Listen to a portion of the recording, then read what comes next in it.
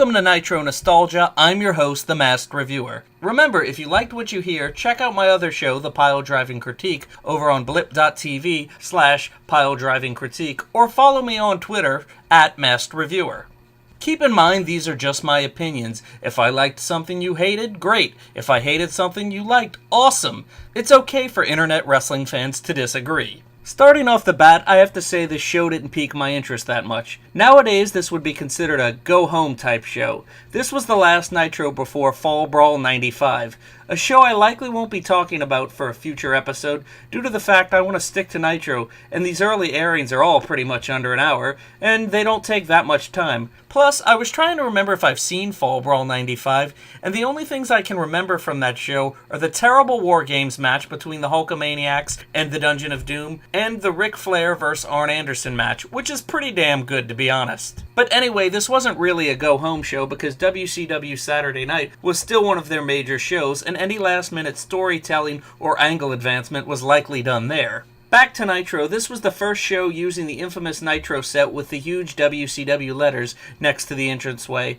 Always a classic in my book, and one of my favorite sets. Definitely was not a fan of the huge WCW logo set they would later use, or the WWF entrance in Titantron they would try to copy during their dying days. I will say using the smaller Intimate Night Center in Miami worked in their favor as well. The arena may have been small, but it was jam-packed and felt like fans were up close and personal with the action. It was really a nice touch. Sabu would make his WCW debut facing Das Wunderkind Alex Wright in a pretty decent matchup. It was pretty amusing to hear Bobby the Brain Heenan of all people to call a Sabu match. Who'd have thunk that ever happened? I remember Sabu in WCW. I don't remember Bobby Heenan calling his matches. Sabu wins, but the referee ultimately reverses his decision after Sabu post-match puts Alex Wright through a table. The next segment is kind of weird. Ric Flair talks to Mean Gene and hypes his match against Arn Anderson, but then Lex Luger comes out, enters the ring, pretty much does nothing, and Flair hypes Luger vs. Hogan later in the night. We got us a WCW United States Heavyweight Championship match with Sting defending against not Michael, but this week it's VK Wall Street. The VK thing was apparently a jab at Vince McMahon. You know, Vincent Kennedy.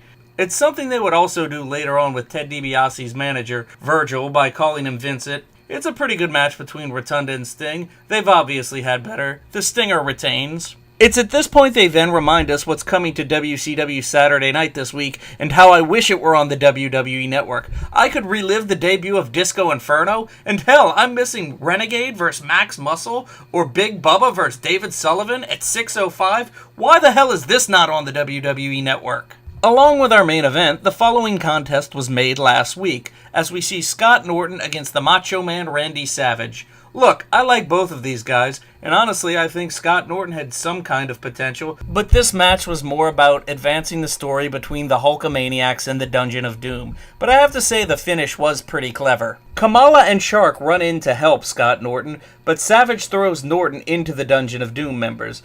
Norton falls on his back, and Shark lands on top of him, covering his feet, not allowing him to get up. And meanwhile, Savage goes up and connects with a flying elbow and pins Norton. Kinda clever. The crowd loved it, and Savage bails when the rest of the Dungeon of Doom hit the ring. The main event was pretty boring. Hulk Hogan put the WCW Championship on the line against Lex Luger, but if you want to see Hulk Hogan do some chain wrestling, it's kind of amusing. I forgot at times that in the 90s he'd bust out moves you weren't expecting him to see, like want to see him do a drop toe hold? It's in this match. Anyway, the Dungeon of Doom hit the ring, causing Hulk Hogan to win by disqualification. Savage and Sting run in to save Hogan and Luger, and the babyfaces clear the ring. Hogan questions Luger's motives as to why the Dungeon of Doom didn't attack him, but ultimately ends up asking him to replace Vader in the War Games match. Thanks for quitting, Vader. We get Lex Luger as your replacement. Overall, the second episode of Nitro is it's kind of tricky. I can't really say it's been a memorable show, or kept me that entertained. In fact, the only really thing I thought that was pretty good was Sabu's debut.